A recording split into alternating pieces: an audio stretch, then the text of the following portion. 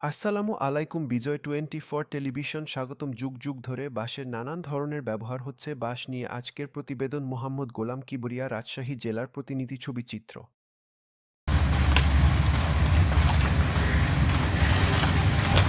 আমি এখন দাঁড়িয়ে আছি মৌগাছি বাজারে। এই বাজারের পাশে একটা বড় বাঁশের আড়ত। তা আমরা এই আড়তে কি কি হয়, এই বাঁশ শিল্প অনেক পুরনো এই শিল্প।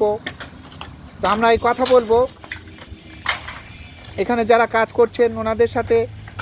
এই প্রতিষ্ঠানের স্বত্বাধিকারী সাইদ ভাই, ওনার সাথে কথা বলবো।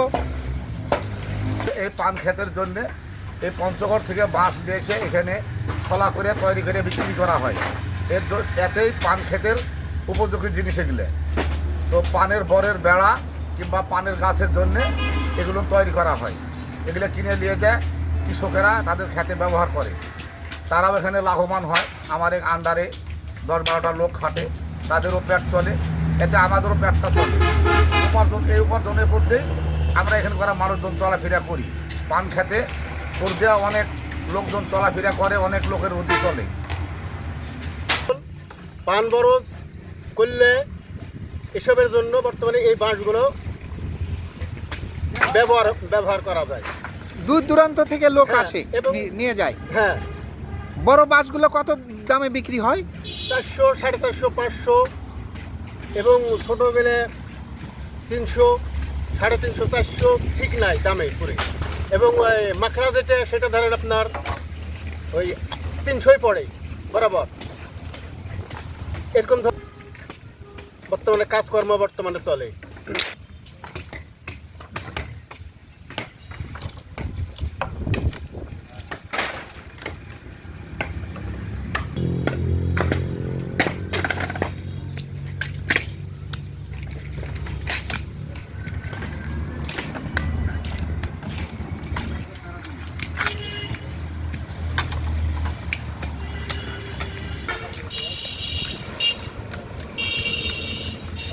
মোহাম্মদ গোলাম কিবরিয়া,